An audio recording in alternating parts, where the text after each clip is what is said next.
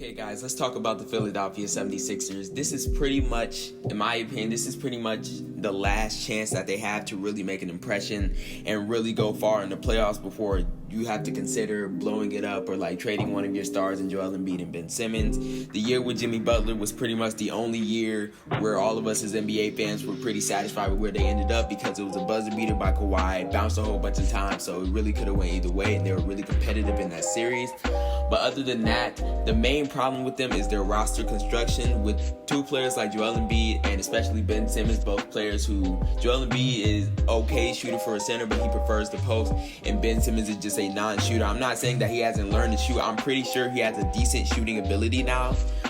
Like, I'm pretty sure that his jump shot is decent now, but he at this point it's just about him not shooting, him not trying to keep the defense honest.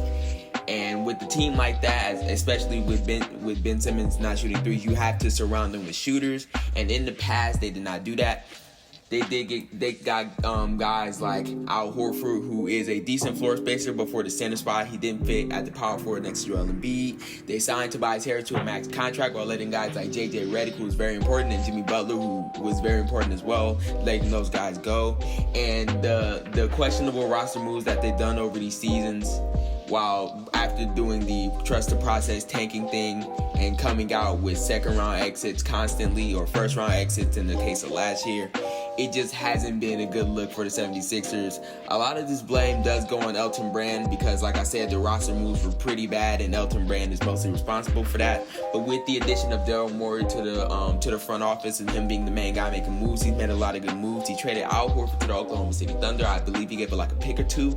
And he got Danny Green back, who is a solid 3-and-D player. He might not be what he was in San Antonio or his year in Toronto, but he's definitely a guy that they need, somebody who can stretch the floor, play some good defense. They also traded Josh Richardson for Seth Curry, which I am a huge fan of because Seth Curry is statistically one of the top 5 greatest three-point shooters of all time. Keep in mind I said statistically because he has one of the highest three-point shooting percentage marks ever. I believe he says at like 44-45%, which is like second or third behind like Steve Kerr, which is absolutely amazing. So I'm glad they got shooters around him, and then they still got people on the roster like a Shake Milton, who was a great floor spacer, like Matisse Thybulle, who shows that he can be a 3-and-D guy.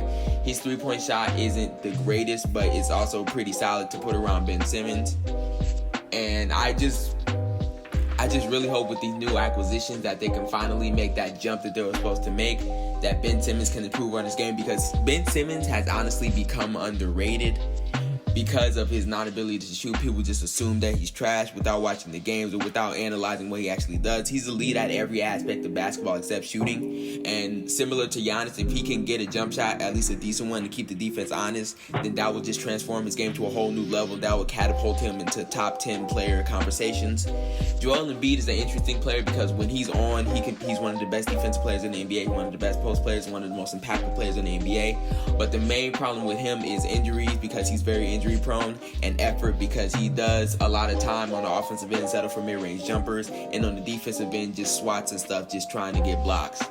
Similar to Hassan Whiteside. Not the same, because Hassan Whiteside is just a stat hunter, a block hunter, doesn't really try on defense most of the time anyway. But Joel Embiid is just about effort, his stamina, and his injuries. But if all of that can get squared away, and they could run a lineup of maybe Seth Curry at the 1, I do think they should start Seth Curry at point guard and move Ben Simmons to the power forward, because Seth Curry is a solid playmaker. They could run some off-ball stuff with him, Ben Simmons in the pick and roll, Ben Simmons being the roll man instead of the pick man. Because when Ben Simmons is handling the ball, although he has a solid handle and is great at finishing at the rim, players sag off of him because he doesn't like to shoot. And if that continues, then that will still be a problem when he's trying to run pick and roll with Joel Embiid or pick and fade with Tobias Harris or whatever it may be. So I feel like they should give some of the ball handling duties to Seth Curry and to Shake Milton, run pick and rolls with Ben Simmons, and I feel like that will just help the spacing, help the overall flow and complexity of the offense a lot more.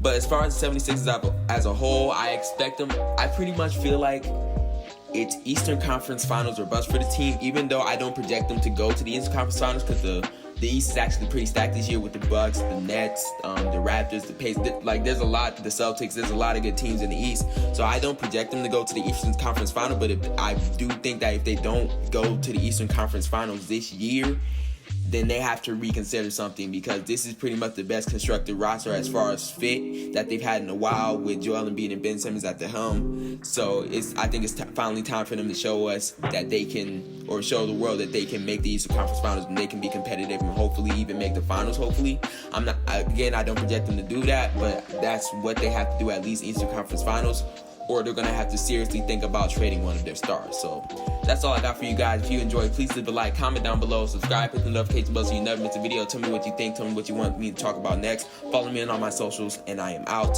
Peace.